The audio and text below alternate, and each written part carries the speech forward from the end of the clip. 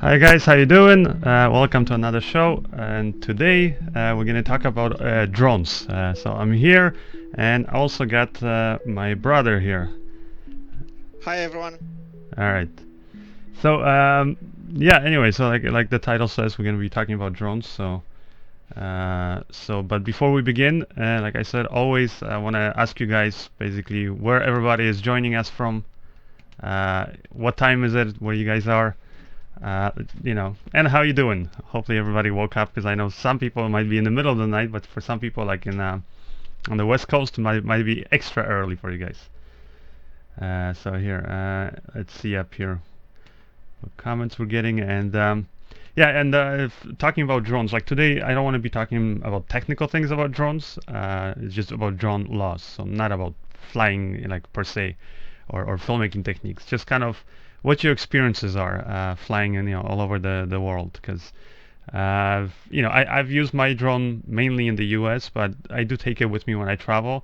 That one thing I realized though is that for pretty much all the places where I've taken my drone when I was traveling, I did not have I did not basically bother checking the laws. Because usually it was unless it was for work, but usually it was just for fun. I just took the drone with me, so because of that, yeah, like I said, I would just take the drone with me and just take it up in the air, just have some fun with it. And it wasn't until I started posting some videos online that I got some people sending messages letting me know, hey, you're not supposed to fly here or whatever. So I never did anything dangerous, but that's one of the reasons why I thought it would be beneficial to talk about drone laws and how they differ all over the world. Because I know I'm not the only one. There's a lot of people now who are buying drones just for fun, right? Just to fly around, or when you're on family vacation, and it's like kind of like your second camera now, where you can get some cool angles and things like that, take photos. And I bet you most people don't think about the fact that just because it's legal where they're flying doesn't mean that it's legal, wherever it is that they go for their vacation. So um, here, let me just look at it up here. Who's joining us? All over the place. All over Lots the of place. few people from Germany.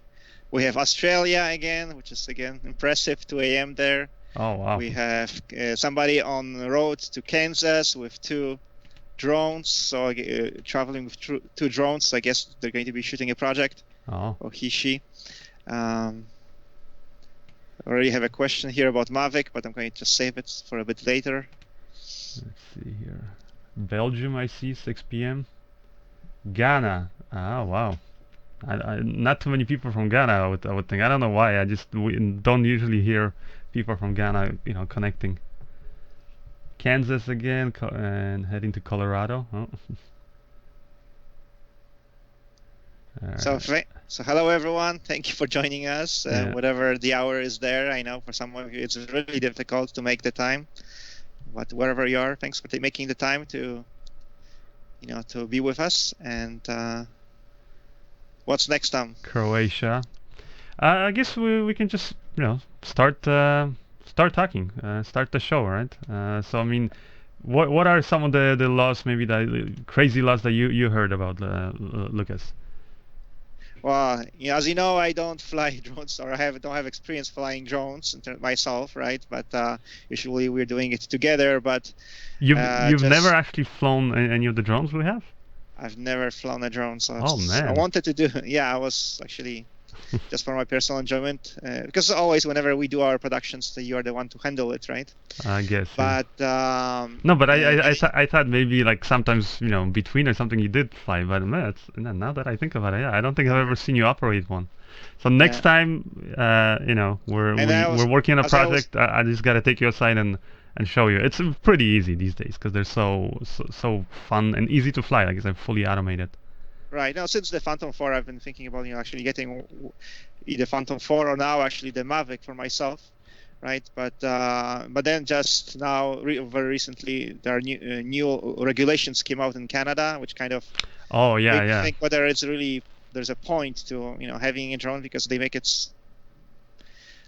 There seem to be so complicated, so many things you need to think about other than just flying it safely, the drone, that that I'm not sure. Yeah, I think it just takes the fun out of it. So maybe let's start talking about the laws in Canada. So what is it that because I know I've also looked at it, but maybe you can start going over it, Lucas, and I'll kind of here read up, refresh my memory here.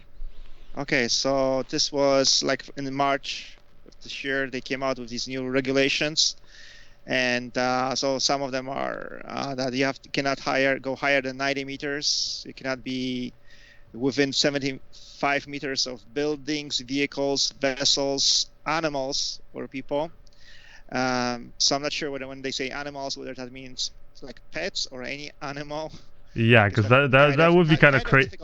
That would be where there's an animal, if you are in a park, and there are lots well, of okay, but I'll tell you that's one thing to me. To me it seems, first of all, the Canadian rules seem like they were written overnight by somebody who was like woke up and they were like, all right, we forgot to have these rules for drones, so let's release them. Because when you actually go by it, like from a legal standpoint, there's so many things that don't make sense, like honestly, and I'm gonna go over some of it. But the one thing, like when they mention all these things, including animals, I mean, if any police officer wants to enforce that law, I mean, they can really abuse it, because where in the world or where in Canada there are no animals? I mean, even in the Arctic, there's probably some animals somewhere. So that's one thing that to me seemed ridiculous. Because of that, it seems like they pretty much outlawed it everywhere in Canada. Yeah, actually, in Arctic, I read this article about users of drones saying that, yeah, it's become really difficult now to use drones there, not just because of animals, but actually one thing I guess I didn't realize, but the point is that there all communities are like have a small airport, because otherwise they would exactly be disconnected from the world. So, which means they really have to go away from their community to shoot anything. Yeah. So here it's, what is it, 9? How many kilometers? I think it's 9. 9 kilometers. So yeah. 9 kilometers. So that right away, basically every community, well, you cannot be there even, Yeah, like for example, look at this one. It says you cannot be closer than 9 kilometers from the center of any aerodrome, and it says in brackets, any airport, heliport, seaplane base, or anywhere that an aircraft can take off and land, which is ridiculous, because when you think about it, first of all, there's so many heliports that people are not even aware of. There's a lot of private heliports right on top of buildings and things like that. So that's one thing. But on top of that, for example, seaplane base. I mean, pretty much that means any lake or body of water, even like the St. Lawrence River, planes land there. So if you're flying there, and also those are obviously also very popular vacation spots where people go with their family. So if you're going there for vacation, you're relaxing, you just want to take some fun videos, you're flying over the water, not over any crowds and things like that. And a cop, if he wants to be an asshole again, literally just come up to you and be like, nope, you can't, getting a ticket here, you can't fly because this is where a seaplane could land. I mean, it's just like that seems ridiculous. And then the last thing they put in there, and that's what I'm saying, it's so vague. Aircraft, anywhere an aircraft can take off and land. Again, that could mean pretty much anywhere, because now there's all these small aircrafts and ultralights and things that can land pretty much anywhere. So again, my thinking is it's too vague, this law, right? Yeah, I think it's the way they did this. It's still okay. First of all, supposedly they took a lot of time to think about it, because these are actually like the first real regulations that they came up with, but they're still working on them, and there might be some adjustments to these regulations in a few months. But yeah, to me it seems like basically their approach was like, where in doubt, don't allow it. So yeah, they've been very very much like when you compare to other countries that do allow flying, they're more of this. They have some of the more stricter regulations, right? Yeah. Also, what's the next thing? It says here, within controlled or restricted airspace. I mean, that's understandable, right? I mean, that most countries that have, I would say, everybody has that. Yeah, everybody. Because it's restricted airspace. But that's what I'm saying, is like you can have that. You don't need to have the other one, that's so vague, right? Now, the next thing is within.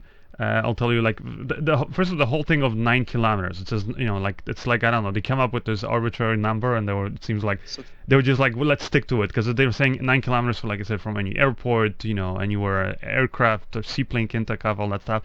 Then again, 9 kilometers from any forest fire. When you think about it, even here in the U.S., I forget now exactly how many kilometers it is, but it's not 9 kilometers. Like it's 9 kilometers is way overkill. And when you look at the air-controlled space around airports, it kind of gets wider the higher you go. Since drones cannot go anywhere pretty much in the world, they're restricted to within 400 feet height. That means that 400 feet you can get very close to an airport and not be anywhere close to airport traffic actually flying that low. If 9 kilometers, let's say you're 8 kilometers out from any airport, it's really far, 8 kilometers, and you're going up to your maximum height, let's say in the U.S., which is 400 feet. If you have a commercial plane flying that low, you would not be hearing complaints about the drone. You're going to be hearing complaints about that plane, because that plane is not supposed to be flying, buzzing basically that low over, could be residential, commercial areas, whatever. So that's what I'm saying, is that this whole 9 kilometers thing is just completely overkill, ridiculous. And it pretty much, when you look at the map, like in Canada, because there's so many airports, so many places, helipads and things like that, pretty much means, like, forget about flying anywhere in any city, town, even village. But on top of that, even in the wilderness, according to them, because of the animals and things like that. So that's a ridiculous thing, I think, for me. And the same thing with the forest fires. 9 kilometers from a forest fire. Again, there's all of the rescue planes, or when they're dumping the water and the chemicals to put out the fire, they're not going to be flying that low within that that close to the forest fire. So again, it's overkill in my mind. What's the next point here? Where it could interfere, Sorry, like for example, Can I quickly interrupt? Yeah, I just wanted to say that 9 kilometers is 5.6 miles. Okay. For those who don't use kilometers. What's the distance in the US now? Because they have also new regulations. Yeah, I forget now. Okay, we'll get to the US, because basically, guys, we'll just go to different countries and kind of try to give you, for those of you who don't live there, then you'll get some information out of this.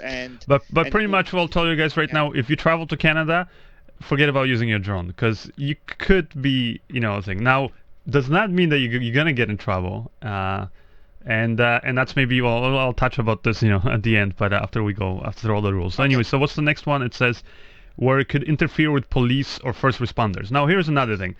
I understand, if we could interfere with police or, or first responders, to interfere with police work, right? They're going to be on the ground. They're going to be, like, let's say if there's a car crash or a house fire or something like that, first responders have to show up there, have to be able to do their work. So obviously, if you're flying so low that you're interfering with them, that means you're flying, like right over their heads, right? 15, 20 feet. But let's say you go up to 90 feet, right? 90 meters or 400, feet above, and you're just looking down at some accident or, whatever it is, right? That happened. Are you, like, at that height? First of all, you're not going to hear the drone. The police probably won't even know. But again, if somebody wants to go after you, they can just say, oh, he's flying over us while we're doing an investigation, and so he was interfering with us. I mean, that's what I'm saying, is like, it's so vague when it comes to those things. Because I think anybody would agree that you do not want to interfere with police or first responders, right? You cannot fly at night or in clouds, which means many parts of Canada where they have very low-lying clouds and stuff. Again, means pretty much they can't fly. And you cannot, if you can't keep it inside at all times. So that makes sense. I think it's just for safety, like line of sight.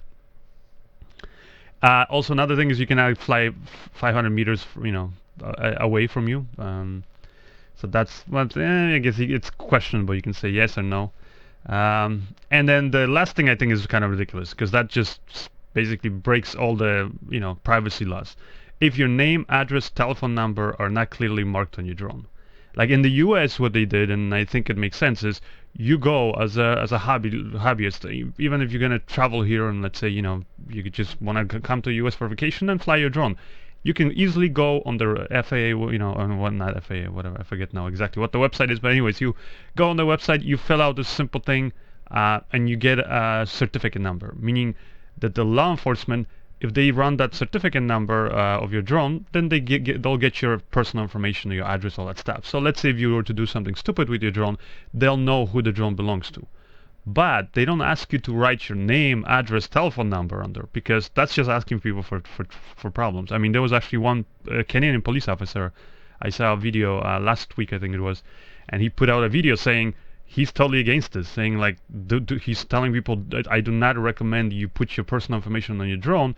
The reason is because he, as a law enforcement officer, says that majority of the work that they do is they respond to people who are mentally unstable.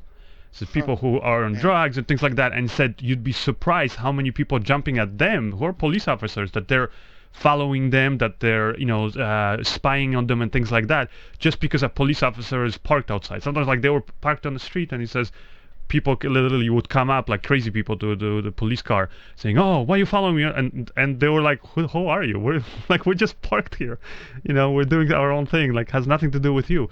And he says, imagine if you're flying your drone maybe like over your backyard or something, and by accident it falls over on your neighbors or somebody else's backyard or somewhere in a park, right? And some mentally unstable person comes across the drone, and then finds your name, it says, don't be surprised that person doesn't show up at your house and tries to threaten you or do something, because they think you're, like they're paranoid, right? You're following them. And so he was basically telling people, don't do it. Says this is stupid. Like, says it'd be different if you, like in the US, you put your registration number and then law enforcement can find you according to that. But don't put that's the reason why we don't put our names and phone numbers and everything on our cars, right? Because of privacy. So that is, I think, a ridiculous thing. I don't know. What do you think? Seems like that seems a really good point to me, because I'd want to do that, risk my it's like, if you're not telling people to put their address and telephone number on their cars, then why are you asking for the same information on drones? Yeah.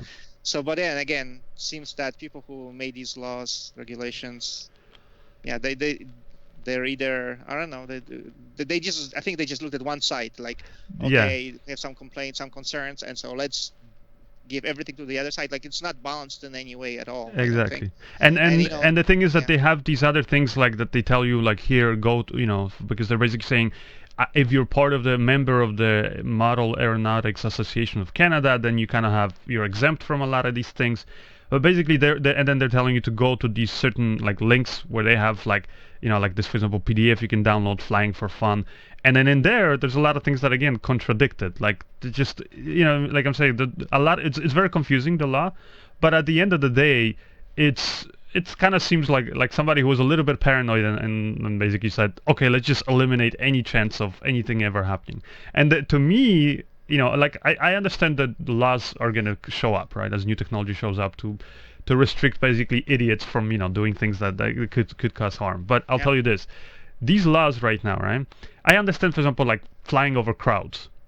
Yeah, that's totally understandable. If there's a crowd of people and you're not a licensed operator, you don't know what you're doing. Yeah, there's a lot of these drones, they have faulty batteries or things like that, or interference with radio signals, and they could fall out of the sky and land in the crowd. But let's say you're in the park, and for example, I've had that happen actually to me in the US. I was flying once in the park just for fun. There was literally nobody there, and then a woman shows up like out of nowhere. Like, I was there for, I don't know, maybe an hour setting up some stuff, flown once, landed, put another battery, and then this woman just shows up. She's watching me, and then she starts yelling at me like, "Why are you filming me?" And I'm like, "Excuse me?"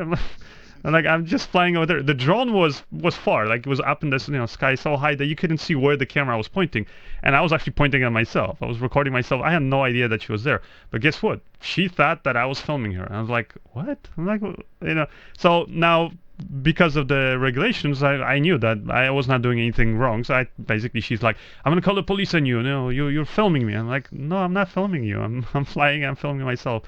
Yeah, something like that. I'm gonna call the police. So I basically told her, okay, call the police. And I guess in the end she didn't, because she just disappeared. But I'll tell you this, like, again, if you have somebody who wants to just create problems for you, you could be flying in a park where there's nobody there, and somebody could run in, or even a jogger, right, by accident could run. And not anywhere, that person might not be anywhere near any danger. But again, because of these laws, because you're saying here you cannot fly, above any or closer basically than 75 meters of any people also. That's kind of ridiculous. Crowds, I understand, because if it's like somewhere where it's, or a group of people in a park, I mean, you just don't be an idiot, right? But you cannot be flying, over any people, which technically could also mean don't fly over yourself. If you're flying over yourself, you could get charged for it.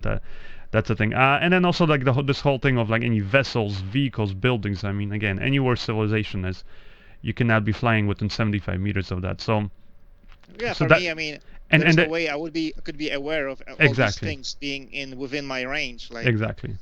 so. So that's why I think that those laws are so vague and so thing that they again pretty much make it illegal flying drones in Canada, but also they don't are not making anything safer because one thing and I'm gonna look at the comments what you guys think about the laws here in Canada and also about in your country, but I'll tell you guys that you also gotta think about this. The reason why these laws are being created, they're just like in the U.S. The reason why they're basically they're working on creating basically making sure that the airspace is safe, is so that especially commercial aircraft don't have any problems, right? But here's one thing. These laws are for small little drones, right? That are being used, by, like I said, for anybody, just for recreational use. Drones Right. that some of them might weigh, from 20 pounds to, even below, right? Like, just literally 2 or 3 pounds, some of them. So tiny little drones that are made out of plastic. Like even if you take this, like this one, which is, what I would say most people are flying, the DJI Phantom 4, or that kind of size drone. This is all plastic. There's very few actual metal parts in this thing. Uh, this drone, if this were to hit an airplane, even like a small airplane like a Cessna, or forget about flying into a commercial airplane like a again like a 747 or whatever. If this were to go into a turbine engine, I can tell you and I can guarantee you, and that's because it's not my word, but it's people who would design airplanes who've said this thing will not create even a dent in that plane. It will literally, because this thing is plastic. I mean, I don't know if you've ever crashed one of these things. They break very easily. So the thing is that this piece of plastic, you can fly it into, a Cessna, for example, that has a big, prop on the front that rotates, so fast and has so much inertia behind it that if this thing comes in contact with it, it will just disintegrate. On a Cessna, yeah, you might have some scratch on the window or something, but is it going to bring the plane down? No. So, like I'm saying, I understand that they want to avoid, obviously, these kind of things happening. But even if it did happen, and the funny thing is that it hasn't even happened. Like, there has not been even one incident. I know in Canada, there was the story that broke out. Supposedly there was one. I mean, like I don't argue about facts or No, no, ultimate no. So I facts, but can tell supposedly you, there was one. one. Yeah, about what was it, Porter Airlines, right? That supposedly they were landing and then they had to divert the flight because the pilot said that there's a drone. And then here's the thing: it went all over the news. I know, like on whatever, I forget now the stations there in Canada, but one of them really made a big story out of it just because I guess it was sensational. They made this big story about, oh my God, a drone almost brought down a plane in Canada. Oh my God, we should restrict it. All this talk, before they even knew anything. And then later the people who were there and then the including the pilot actually went on camera and they actually said, no, there was no drone. We saw something in the air. We didn't know. It could have been a balloon. We didn't know. We just saw something. So for safety, we diverted. It was in their path as they were coming into landing. They diverted, and then as they came around, then the pilot basically said that, or pilot or one of the people, like stewardess, whatever that was on the plane, said, in fact, it was not a drone. It was they believed to be a balloon or something like that. So it wasn't a drone.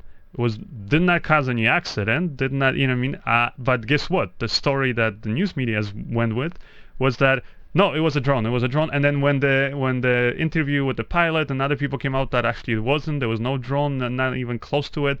Nobody bothered to put them on air and actually explain and say, oh no, never mind. All they did is, I know that I think it was Global whatever news, they put it on their website like a little retraction saying, oh, actually turns out that there was no drone in this involved in this incident. But guess what? The main title of the article they still didn't change. Why? Because I guess it sells newspapers, sells whatever, makes people want to go click on their website. So, and that's kind of the sad thing, is it because it's new technology, people sensationalize these things because they know it's going to be newsworthy, right? Like if an airplane was diverted because of a balloon, then be like, whatever, not exciting. But a drone. It's like the same thing with like Tesla cars, right? Like they have introducing the automated pilot, and any little thing that goes wrong with the Tesla car, all over the story, right? Any huge thing that goes wrong with the traditional car, you barely hear about it, right? Right? No, I agree. But one article I did read here about an accident in Canada. Supposedly, a drone did hit like a large commercial plane, and the pilot reported that, and then they landed, but then they checked the plane and they cleared it, and the plane took off on the next flight without any delay. Oh, okay. So I don't know. To be honest, I looked at online. I couldn't find any stories in Canada where accident, but whatever. In case I missed it, your thing, maybe you can post that link afterwards, so people can see. But I'll tell you this, Lucas, that see, just in that case, it tells you if it did, it shows you also just how not dangerous these drones really are. I mean, we're not talking about, because when you have a drone that's a huge drone, like a professional drone that carries a big camera, then yes, you're gonna need a license anywhere, right? Even here in the U.S. And it makes sense. Those things usually have 8 props, and they're really big, heavy, complicated. But when you're just flying little recreational drones, I think this is overkill. And another reason is, like, I know some people, don't, like, when I had discussions with people, some didn't believe me that, oh, this plane, like this little drone, that they were saying, oh, this could cause a lot of problems, right, to an airplane. Well, again, I'm telling you that number one, you could say, or a scenario that a lot of airplanes get themselves into is they fly into a flock of birds. Happens all the time, pretty much almost daily. Somewhere an airplane in the world flies into a flock of birds. Most of the time, nothing happens. Now, if you watched, for example, the story of the miracle of the Hudson, where I think his name was Sally, the pilot, or if you watched that Tom Hanks movie, then you would have seen it. The whole story of the pilot, just taking off from LaGuardia in New York, and just as he takes off, he flies into a huge flock of birds.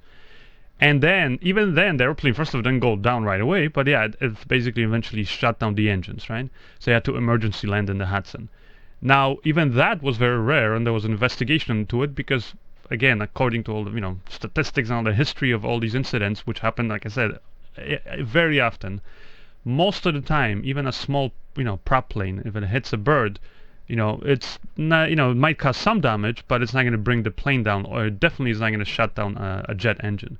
So that's why it was so rare that in that case a jet engine actually was shut down.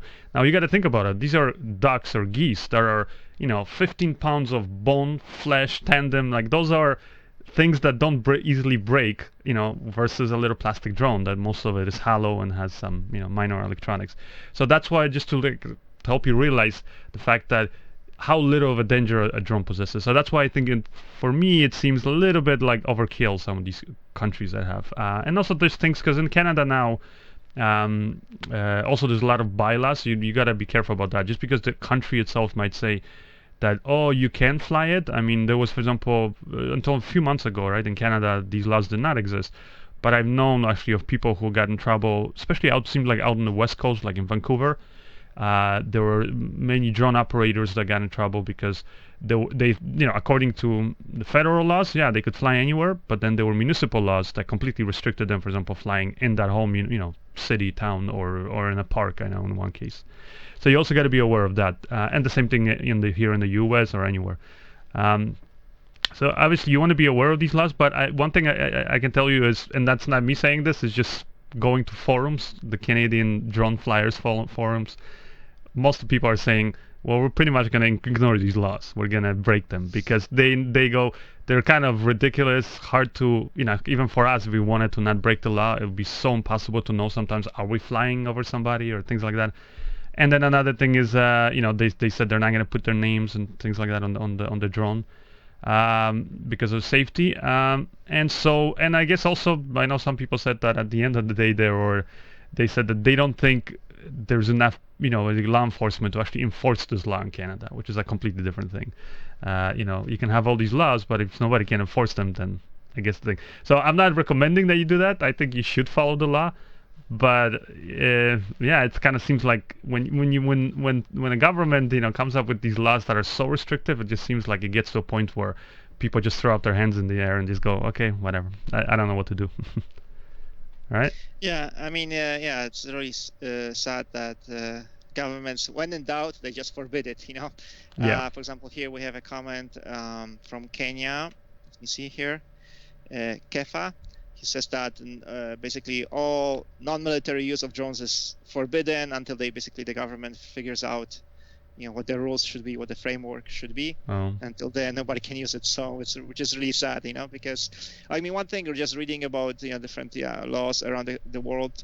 So most countries, they realize the economic potential, or of recreational drone use, or also commercial. And there are many uses for drones, like for example in just to help actually first rescuers and in other areas.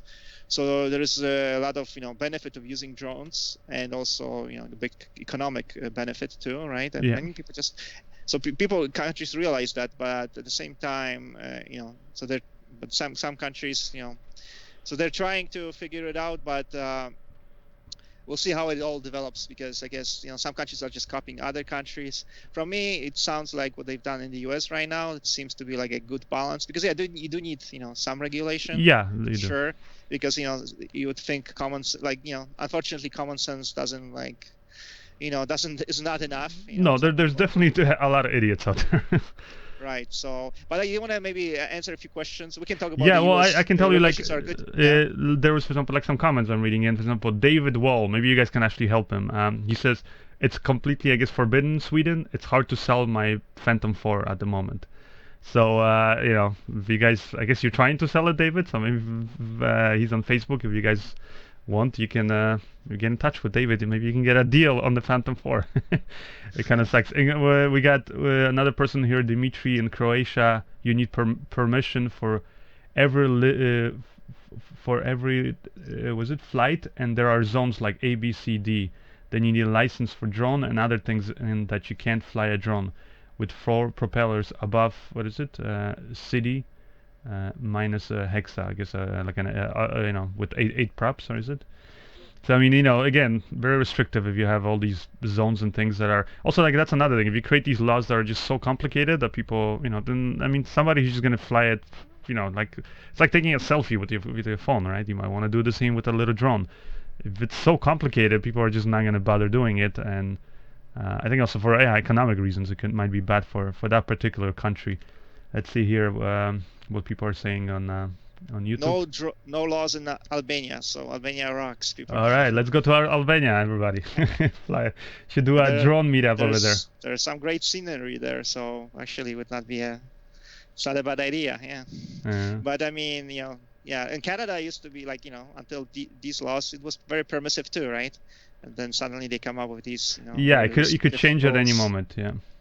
So who knows? Like one thing is, so going back to the enforcement, I mean, one thing is, they're saying in Canada that, the police officers are worried, the 911, dispatchers are worried that they're going to be just flooded with these calls, Yeah, and actually that's another thing that it says on their brochure. It says, if you see a drone flying that you think is, basically breaking the law, call 911. I mean, it just seems ridiculous. It seems like you're just going to be people who actually are in need of 911 service going to be waiting online because so many other people are going to be calling just because they see a drone flying, and it could be breaking a law. I mean, I don't know if calling 911 is I mean, unless it's a real emergency, why would you call 911 about a drone flying? Okay, so another question is here, because we won't tell you guys not to follow laws. That'd be stupid of us to tell you that, but and then there's actually comments. Well, maybe let's get to that later. But basically, they're asking, somebody here is, what's the Kukov, asking, what about people like XENYX that you see him flying over Manhattan and in areas where there are lots of people, and he doesn't seem to get in trouble. Yeah, well, so I mean, he actually did get, I think, a few times there were like police officers that came, and it just comes down to, I guess, how you're dealing with, because I mean, I don't know, I forget now exactly which thing, but I'm pretty sure, because I think once he went, might have been Costa Rica or somewhere, and somewhere where I know he went, and I saw a video where it's basically illegal to fly there, and he flew it. So I mean, I guess sometimes just, again, there's only so many things you can know. It's impossible for you to know all the laws and everything. So he just didn't know, and I guess without thinking, was breaking the laws, right? I mean, when you think about Casey, also, like, he uses the boosted board in places. He's been told that he cannot use it, like in New York, bike lanes. I think he's been told. So yeah, I think most filmmakers, who are starting out, especially, I have broken laws, and so we won't tell you not to break them. But if you never take any chances, I guess, if sometimes it's hard. I mean, just to, not just money wise, but time wise. Like, if you wanted to actually follow everything to the dot, sometimes it's very difficult, right? Somebody actually wrote up here. Sorry. Dark Horse Films. I'm starting to see a lot of YouTube videos where guys are labeling the video illegal drone flying in Canada and posting them, and it says not too bright. Yeah, I mean, if you're, directly breaking the law and then you're bragging about it, it's like that robber. There was like these guys, I forget that where, but they broke in somewhere and then they were recording it on their phone and then they posted it afterwards and then they got caught. So don't do that. Another comment from a question from Kukov, and he's saying that he's heard rumors that basically people are scouring footage on YouTube and basically then asking people whether they have the paperwork for that footage that they get produced, and if not, then they get fined. So like after the fact they get fined. Wow. So I'm not sure whether you've heard about it. That's the question, but No.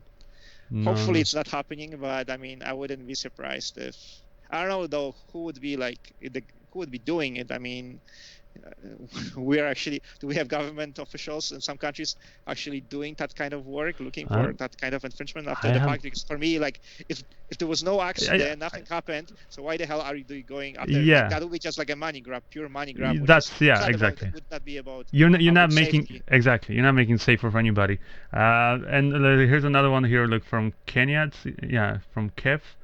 Non-military use of drones is currently restricted in Kenya due to lack of legal framework, but hope the Kenyan Parliament will be able to. We will be working on it and on some framework soon. So as you can see, it seems like most countries are kind of waking up. So maybe let's go to the next country, right? We can talk about what is it here that we have.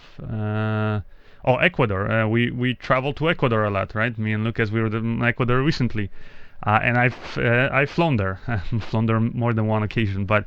Let's see, did I break any laws? Because as far as I know, I mean, I knew some of the laws, but I don't think I was breaking them. But anyways, let's see. You cannot fly higher than 400 feet, which seems like standard, 120 meters. You cannot fly within 9 kilometers. Again, it's a little overkill of any airport, or 5 miles of any airport. Keep your drone away from airspace where aircraft are operating. That seems totally reasonable to me. Like, if you're basically restricted airspace, right? You should only fly during daylight hours and only fly in good weather conditions. I mean, yeah, I also think that. I mean, because if you're flying in weather conditions where it's not safe to fly it, then unless you're licensed and you know what you're doing, the chances of you crashing it are very high. So I would also say just don't fly in bad weather or when you can't see it, right?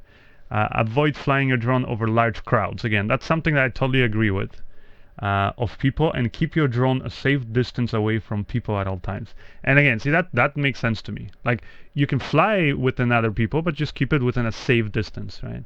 So because I've flown, for example, mainly like over the ocean and beach area in Ecuador, but again, if there were people there, or people that I didn't know and I didn't like coordinate with them that I'm going to be filming them, I just wouldn't fly, especially wouldn't fly over their heads. And then beware of privacy laws and respect them, which again makes total sense, because I guess that's one thing that drones could be used for, is you can literally just fly over somebody's backyard and if they want to have some privacy, you're just recording them, right? Which is not cool. Yeah, but I mean, at the same time, when you look at the a lot of videos on YouTube, not just talking about the drone shots, but I mean, there are so many videos where you see people on the streets, right? Yeah. And there's no way YouTubers are getting permits from everybody, like on all these videos. So exactly, it's all it's about how intrusive you are, and I guess if somebody has a problem, will come up to you and tell you, and then you deal with that. But I mean, I think few YouTubers have not broken privacy laws, right? Because I mean, to really follow the law, it's feature films studios, they follow law to the letter, but it's a very expensive and time-consuming process, and would really limit creativity. Yeah, I mean, I think it would make YouTubers pretty much make it impossible for them to make YouTube videos, especially like vlogs and stuff. I mean, there's no way you can do it all legally. Yeah. So don't break laws, but at the same time, main thing is, I guess, always to be safe, right? And respectful to I guess to other people, right? That's the main thing. But we have actually a comment that you were asking, Lucas, from Kukov, for the question about tracking down the drone shots on YouTube. I've heard it, but it's only as a rumor. Suspect it's not true, and was thinking if it was true, Tom would know about it. Glad it's not true. I mean, it's yeah. I mean, I haven't heard that there's any, at least not here in the U.S. where they're actively going or thing. But what would happen, I think, in a few cases, is just simply when somebody's video just went viral and because they were doing something really stupid, that's when they got in trouble. Like after the fact. Like for example, I know there was a guy in Paris who was this crazy motorcycle driver. I mean, actually, I'll admit he had amazing skills, but he was doing really stupid, reckless things too. And he was riding his motorcycle like over 200 kilometers an hour, and on the highway that goes around Paris. It's very narrow. If you've been there, it's very hard to drive normal hours. And he would go 200 kilometers an hour there, weaving in and between the cars, and he would record these videos. Nobody could ever catch him. He had no license plate, nothing, but he kept on posting these videos. And then in the end, supposedly, the videos were getting millions of views. Everybody's going, how the hell is this guy still alive and all that stuff. But eventually, I guess somebody in law enforcement, because I guess people were maybe reporting that this crazy guy is driving and they weren't able to catch him. So what they actually did is they used his own YouTube videos to basically, they did an investigation and they tracked him down and they caught the guy. So it just shows you, if you create a lot of buzz and things like that, and especially when you're doing something illegal like that, you then they might go after you. I mean, you're leaving evidence, and if it's something that people have really a lot of concern about, then you can get yourself in trouble. I mean, here in Toronto, there was also a case of I think the Russian or Ukrainian acrobat. I guess he went on one of the tallest buildings here, and he was like just doing acrobatics, jumping, and risking his life, and because the video came out, I guess. Well, I think he got arrested. At that point, but. But people became aware, knew him already that because of his past work and so on. So if you are, in the public eye, it's going to be more difficult for you to get away with stuff. There's another comment here from the Duke Roth Simon. He's saying back to cranes, I guess. Yeah, it just shows you that sometimes a good old crane or Steadicam or whatever, just having something attached to the ground, it's better than a drone, because at least they're breaking the laws. In Haiti, Pierre is saying Jacques, and he's saying, I'm in Haiti now, and it's easy to fly. Feel free come to fly here. So again, another place where you can go and have fun, I guess, is Haiti.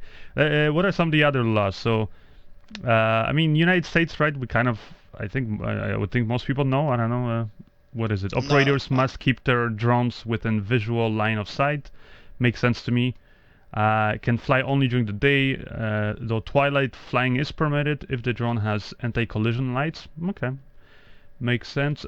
Cannot fly drones over people who are not directly participating in an operation. Again, that makes total sense to me. Because like I said, if you're just flying over people, like in Canada, they're telling you you're not allowed to, whether it's you or let's say your family members. You want to record your kid, I don't know, running with a soccer ball or something.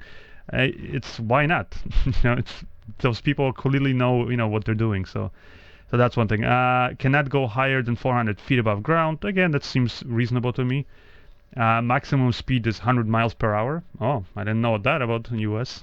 That's fast, no? Yeah, it's fast. I mean, I don't have any drones that fly that fast, but I guess it just shows you that that I guess they're worried that there might be drones like that. Although I think there's some racing drones that's why now they're reaching those speeds. So I guess that's why they're saying you can. And then before, was it Monday? Was it people so now I guess there's new FAA rules that people over the age of 16 can take an aeronautical knowledge test. It's a FAA approved facility. And they get basically a remote pilot certificate. And that's actually, like, I'll tell you this, that most of the countries, like in Canada, you can pass a test that allows you to operate basically a drone. Also, like, if you want to use it commercially, because this is everything that we're talking about. All these restrictions are, by the way, not for commercial drone operators. It's just for like recreational. Commercially, you pretty much are outlawed. Like in the US, you cannot commercially operate a drone unless you have the license. But the license, I'm actually studying for it right now myself, and I'll tell you, it's fairly simple. It's, especially if you know anything about aviation, like some basics, and when you do this, it's fairly simple. So it's like a test. From what I've heard other people saying, it costs $150. That's the only thing. But you go to most like small, local airports and stuff, and they'll be able to do the test for you. Takes about like 40 minutes, 1 hour, and you do the test and you pass it, and you have a license and you can commercially fly, and then you can also fly this way drones that are like bigger, like above 50 pounds, pretty much. That's what it seems like. If it's below 50 pounds, it still could be required. It could be classified as recreational, right? What's the next one here? Of UK, what is it in the UK? At the moment, there's nothing to stop you going and buying a drone and taking it out to fly, as long as the drone weighs less than 20 kilograms, which is pretty much every other drone out there. That's for recreational use. And you're not using it, say, for commercial reasons. So that's what I'm saying. If it's not for commercial reason, then you can fly in most places. Let me just jump in with the commercial reasons, because one of the websites for that talks about Australian laws, and actually they have these new regulations, so which seem kind of balanced, but reasonable. But one thing is, like, again, there's different laws applying to if it's commercial, not commercial work. The problem is, what is commercial? Like, from this one website, they were saying that actually if even YouTube videos are or can be considered commercial, even if you're not basically getting paid to film that footage. Still, if there's a economic gain, then you still need a permission, and then in Australia you need to get actually then certification and so on. Yeah, but I mean, like, who doesn't put up videos on YouTube these days? I mean, almost seems like almost everybody. Yeah, like like you go snowboarding something, and GoPro encourages you to film it and then share it, and and almost a lot of videos, obviously, majority of videos on YouTube are monetized, right? And through the ad revenue, and so that's kind of, that means you cannot do it. I mean, that's... but I'll tell you, I don't think any police officer is going to be able to like at the time, if you get caught, I don't think you're going to get in trouble if it's just you flying a drone. I mean, because just the fact that later on down the line you might upload it to YouTube and you might make some money from it, it doesn't really, I don't know. I wouldn't be too worried about that. I mean, if you're clearly running like using real estate videos for a company, then you better have a commercial pilot's license, because it's so easy for anybody to come in and say, well, he's doing this for work, right? It's not just doing this for fun. So that's one thing. What else it says about the UK here? You must avoid flying. What's that? Sorry, they're still developing their regulations. So they still. Oh, okay. Unlike I think the US was one of the first ones who actually US and Australia who kind of figure set it, like put some process into it and actually figure out the new regulations, because again the Canadian ones are temporary, so they hopefully we'll get something more reasonable. But UK, it's going to change. But right now they're just you'll see basically the things repeating in terms of you need to have drone in the in a line of sight. You cannot fly over people. It's very like exactly. So I mean, that's pretty much. So what we see in the US, you'll see it everywhere else. No other country will have less regulation. But well, it seems like some of the countries have no regulation, but yeah. Well, in a few countries, I guess, in a few, but like developed in the because the most developed countries, then similar. Because when I look at the UK, it also said like 150 meters within any congested areas and 50 meters from a person, vessel, vehicle, which is kind of similar to Canada. I don't agree with that part, but who am I? I'm just a little dude here, and I don't really fly in the UK. Well, I was planning to go for a trip with my wife to the UK, and guess I won't be able to film most of those places then. Poland, what does it say here? Poland, it's all in Polish here information, but basically, I would most regulations, they're the same as everywhere else. So any big distinctions or no? I mean, at the end, I was not really clear about which areas are restricted, because they didn't have like a distance for so far from the airport you cannot. Basically, they have these zones they call the G zone, and basically, it's difficult to know exactly when it's restricted, where it's not. But let me just take a look here. Just give me a moment. Okay, so I'll go here over Germany, for example. Like Germany, that actually I'm surprised that it seems very pretty loose, but also makes sense. Like it's safe. It's just for recreational flying, no permit is required. So anything under 5 kilograms or 11 pounds, of a drone. Always maintain line of sight. Makes sense. Do not fly your drone near crowds or people. I mean, again, guessing they mean, I'm hoping it's just like, again, if it's somebody you don't know, do not invade personal privacy. Do not fly a drone if it weighs over 5 kilograms, right, without a permit. Do not fly a drone in bad weather, and do not fly a drone within 1.5 kilometers of airports. See, that makes complete sense. Not 9 kilometers of airports, but within 1.5 kilometers, because again, that's the distance where you're getting close to an airport. Anyways, then do not fly over military bases, power plants, or restricted airspace. Okay, that makes complete sense to me. France, what is it? It seems like it's one of the, I guess, the most progressive countries. It says do not fly over people, do not fly higher than 150 meters, which is almost 500 feet, so even higher than US. If you're flying FPV, you gotta fly with a spotter, so somebody else who's watching from the side, which also makes sense. Do not fly over public spaces. That's kind of vague. I don't know. It's, I guess, parks and stuff. I mean, anyway, do not fly near any aerodrome or that accommodates airplanes, helicopters, gliders. Do not fly at night. No, don't invade privacy. So all that stuff, same stuff.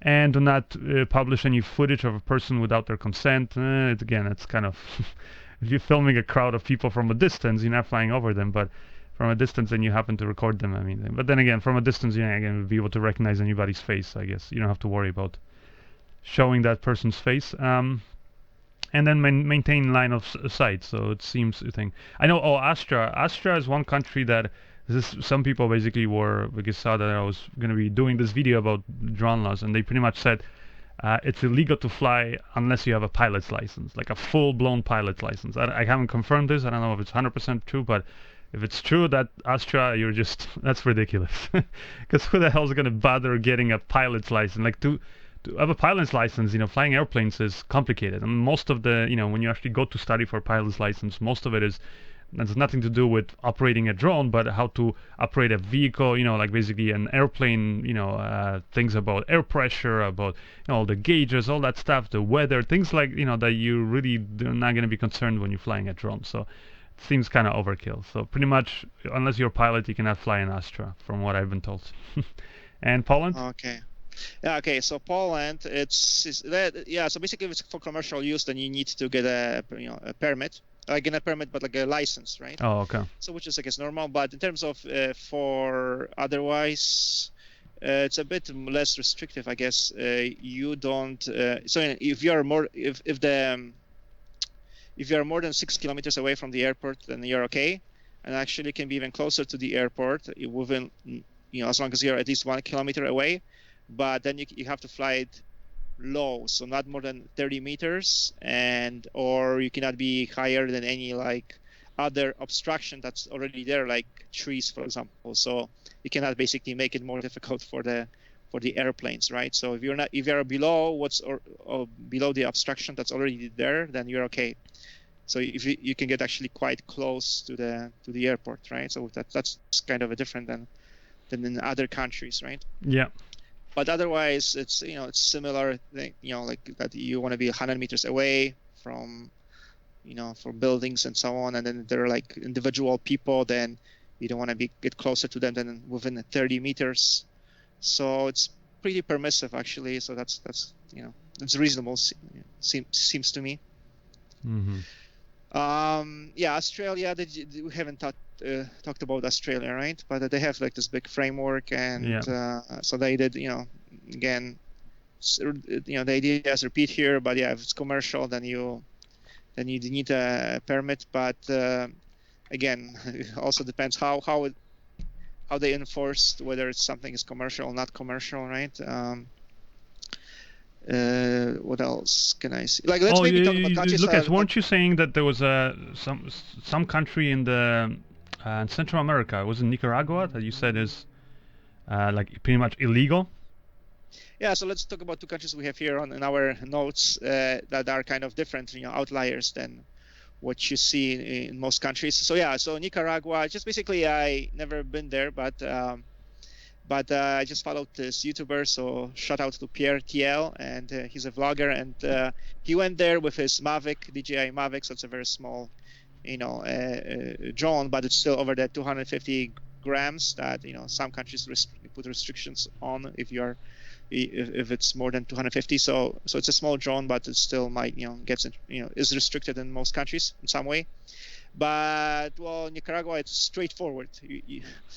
Basically, you're not allowed to bring a drone and use a drone. So they make things at Wow. least not confusing. So basically, it is. So I guess you can't buy them there either, right? Well, commercially, you can use it, I guess, but there's like I imagine it's the same kind of process as if you want to fly a plane, Okay. there's very extensive,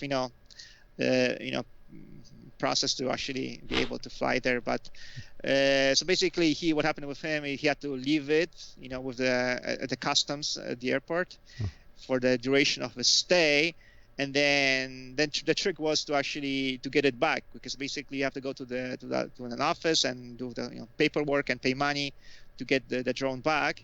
The thing is, his flight was on the weekend, and and the bureaucrats work Monday to Friday, so it makes things difficult, right? Because you're supposed to pick it up on the last day of your, when you're leaving, right? So at the end of the day, I know he did get it back, and the drone back, but it was. Yeah, you have to deal with bureaucrats and spend time rather than enjoying the vacation or filming. You have to spend time on that, and he was not able to get any footage from in Nicaragua, which kind of makes it's kind of dumb, because country like Nicaragua, they spend a lot of money on advertising to bring tourists in, right? And and then people basically advertising for free, your country, showing it off, and then you're saying no, don't do that. Yeah, I mean that's the whole thing. Is I would say at the end of the day, we're just talking again about not commercial use, just people who want to go for vacation and go to a park with their family, or whatever, just fly for fun. As long as those people are not I don't think you need these very restrictive laws. As long as they're not being idiots. I mean, it's like anything. Like you can have a soccer ball. If you're being just playing in a park, having fun with it, you're not creating you're not becoming a nuisance to somebody, then there shouldn't be a problem. If you are, I think there's already a ton of laws on the books where you cannot be endangering people's lives. You cannot be kicking that soccer ball in somebody's face.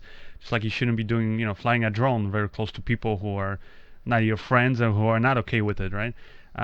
So that's the thing. Is it's kind of ridiculous when it comes to that. And then because like I said, if you're gonna make it so complicated, then people, like Lucas was just saying, people are just gonna either they're just gonna break the laws, like some people in Canada already are saying they're doing, or they're just gonna stop, I guess, at all, any kind of, drone photography, which could actually benefit your country, especially if you're trying to get more people, more tourist dollars, right? So those are the kind of things that I think, when it comes to commercial thing, I think it makes sense, because as a commercial drone operator, you might be flying big drones, a lot more complicated. And also then you might be doing, let's say a lot of people I know are doing real estate right now, drone photography and videography, and then it makes sense. They're flying very close to buildings and, properties that are not there. So you should have skill, how to do that safely, but also insurance. So in case something goes wrong, that can be taken care of. Because if you're just going to be, if you're just going to be going for vacation, most likely you're going to be flying, again, over a beach or some park or something. So as long as people are not idiots, which I would encourage, because if you're going to be an idiot, you're going to ruin it for all of us, I guess. Don't be an idiot, but just try to be safe. I mean, at the end of the day, right? Don't fly, like I said, close to anybody or anybody's property that is not yours without consent. Don't do dangerous things with it, obviously, like flying in your airports and things like that. Just have fun. Then I think it should be no problems. Now, it seems like you have to be careful about these laws, because like somebody here asked me actually is like, what are the rules in India? And to be like, what is this from Justin? To be honest, Justin, I don't even know what the rules in India are. And now that I think about it, I did fly. I didn't really do it. Well, you could say questionable. I did it commercially because it was for a film and they had somebody else there with operating a drone. But I got basically like this pickup shots that we didn't know if we're going to use it in the film or not. It was kind of for fun. It was like we were done filming, at the end of one day, and I was flying the drone that I brought with me, just DJI Phantom, the small one. Now, I guess in India, I just figured again, like maybe I did break some laws, but I just figured that since people in India drive on the highway against the traffic and completely disobey traffic lights and laws like that, I just figured drones and there's nobody there to enforce those laws, or didn't seem like it. Like the police in India seemed they were very cool, actually. They were very nice. Like one time we literally needed a police officer to move away because we were getting a shot of something. And we just went and told the cops, hey, can you move your car? And they were in the middle of their break, and they were cool with it. So seems like people in India or the cops are very laid back. So I guess I just figured if they're not worried about those things, they're probably not going to be worried that I'm flying a little drone. And I was out in the countryside over a little farm field, like these rice paddies.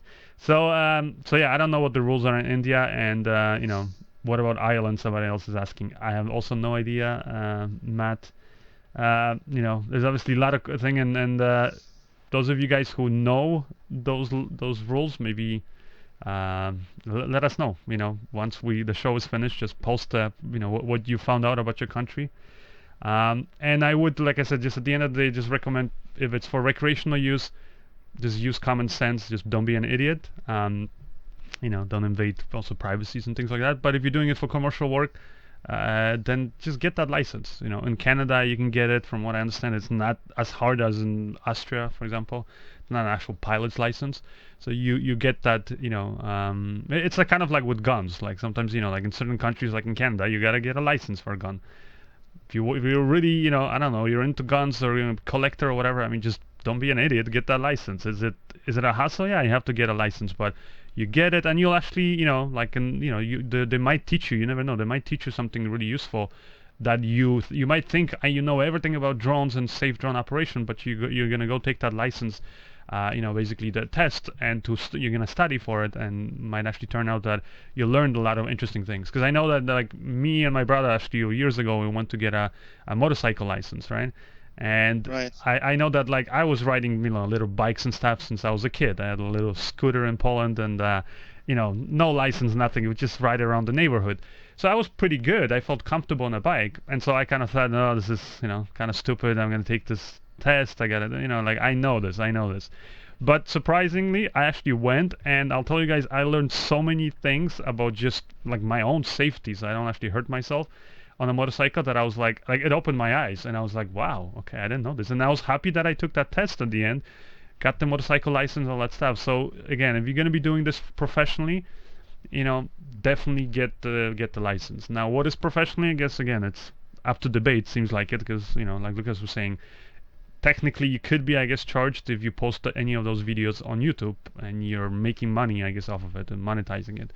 But I mean, I would say, again, it's not legal advice, but I would say, I mean, if you're just doing it for fun, and then you might upload that video later to YouTube, but then again, maybe you won't, I guess don't bother going through a whole license. And again, if it's not something you're doing often. But if it's something where you are doing it often, then definitely do it. And I actually, another person that I met at the DJI launch of the DJI Mavic, a lot of people there, who are into drones, and one person actually told me that he was also kind of debating, because he wasn't, most of his work was just as a cinematographer, and he barely ever flew drones. And if he flew them, it was mainly for fun. But then he one day decided, he had a bit of time. He was like, I'm going to take that test. The whole FAA was a 107 test. $150. A pretty simple test, but it takes you through all the safety things. And he said he did it. It wasn't that hard, and he actually learned a lot of things. But then he said it really benefited him, because then when there were some like shoots and things happening, where he could apply for these jobs, he said it basically automatically he got these jobs in many cases. Because what happened is, right now at least, there's still many people who have beautiful commercial drones, but they don't have a commercial license. So all he had to do is he submitted a quote for the job, and along with it he said, I'm the only basically right now qualified, and licensed commercial drone operator. And since none of the other people had a license, the client went with him automatically. So I think it will just help you with business wise. But I think that's it. I think we're at the end of the show, right, Lucas? I don't know. There's any questions? Oh, I mean, just another.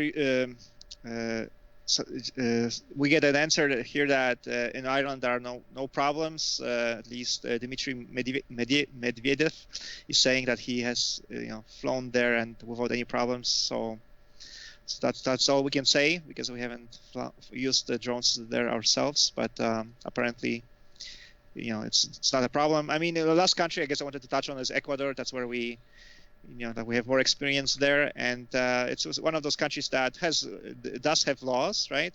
And they seem reasonable laws. Again, like not flying close to people, not flying more than 400 feet, not flying when you cannot see the drone, whether it's dark or too far away from you. So the reasonable laws, but the other thing is though enforcement there in Ecuador, and as you know, Tom, like it's very relaxed for the most part. Yeah. Enforcement. So if you're That's not what I'm really, saying. Like yeah. in India, right? In India, maybe there were some laws, but I don't think anybody's gonna enforce it. Yeah. So I mean, and so again, the Ecuador is good for two reasons. One, in the first place, the laws are reasonable, and second, you don't get really in trouble much, right? With if you're not really causing problems. Yeah. So that's Yeah. a Okay. good thing.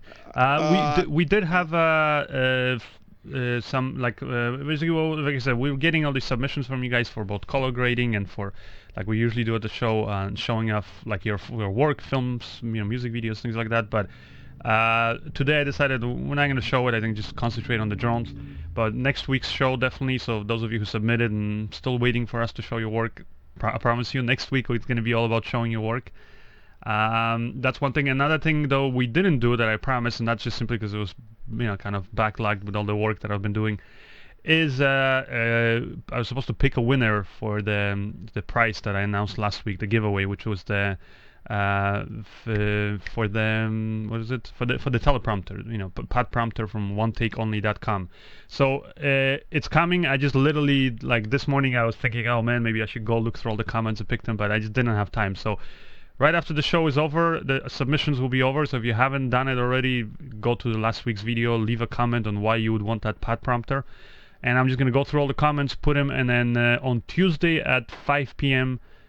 Eastern Time, New York time, I'm going to do a quick little broadcast here on my YouTube channel and on Facebook, and I'll pick a winner live so you guys can see. And then we can just kind of chill for a little bit, maybe talk, answer some questions. But that's what we're going to do. One last thing I wanted to announce actually is that this week we don't have a giveaway, but I have a sale for you guys. Basically, KMTV contacted me. If you know, I've been using I'm actually using their lights right now. I'm using their camera gimbals. I mean, a lot of cool stuff, cool products they have. And so whether you want someone they actually have some discounts now on some of their gimbals. But if you want, there's another $150 discounts. There's different coupon codes that I'm going to post as soon as this video, basically this show is done. I'm going to go both on Facebook and on YouTube. I'm going to post it so you guys can have it. And the only thing is these discounts are only for 48 hours, starting basically right now. So 48 hours you guys have. If you guys want, go and use them. And again, I'll post on the details and thing. But it's some already great discounts on some of the products. Plus now $150 you get off. So if you were looking to get some KMTV gear, now's your time to do it. Anything else, Lucas, you wanted to touch on?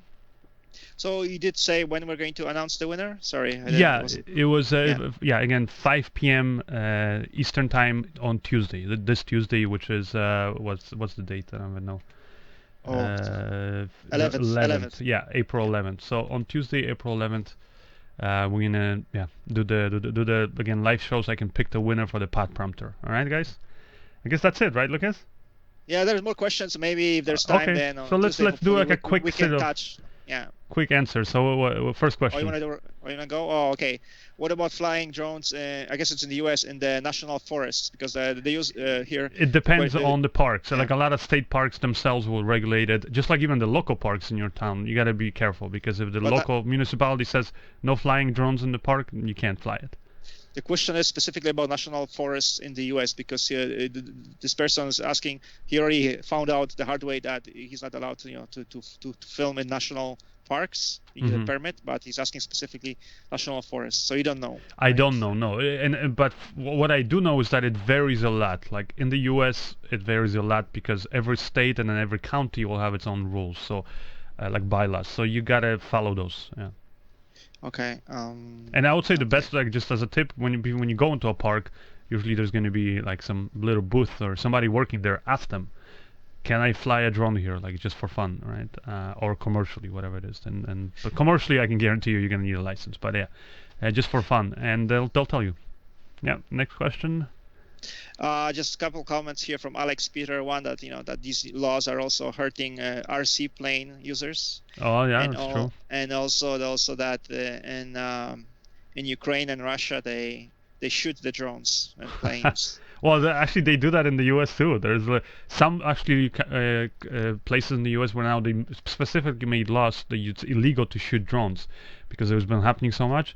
There was actually one place, I forget now where it is, somewhere out like further out west, and I don't think it was Texas, but I forget which state. But there's literally the county in that state came up with a day which is the drone shooting day, something like that, where they're literally just doing it for fun, like because I guess they've been getting so many drones, I don't know, or they have too many drones in there, they're all too rich and they just shoot them down for fun. So actually, yeah, it's been happening. Yeah. Do you think the Mavic is worth buying? I mean, other than having to try it out at the launch, I haven't really used it myself to like really test out the video quality. Just didn't have time. But I mean, the coolest thing about it is it's how portable it is, and it still has a 4K camera and all that stuff. So, given how portable it is, it just means you're probably going to use it more often than picking something a little bit bigger like this. Because I know for me, many times I like even when I was traveling through Ecuador, I didn't take my drone with me on little like day trips because I just didn't want to carry it. With the Mavic, you can literally put it in your pocket if you have slightly bigger pockets, or like a purse or like a little bit, like a pouch or something. So you can take it with you, and because of that, I think it's a huge plus. Now, from what I heard, video quality is not 100% like like the Phantom 4, but it's not far off either. So at the end of the day, that difference is going to make almost no difference in the final product of your video. So yeah, if you travel a lot, I would say get it. But because it seems like it's the most portable and easy to travel with drone right now. But if you're not, then I guess you can save yourself money and buy something cheaper, right? Yep. I think we're good to wrap up, Tomek. Yeah. All right. Okay. Yeah. Cool. So yeah. I guess that's it, right? So thank you guys, and thank you for joining us, and hopefully you had fun talking about drones. I definitely learned some interesting things, like for example, we want to all go to Haiti, or is it Albania?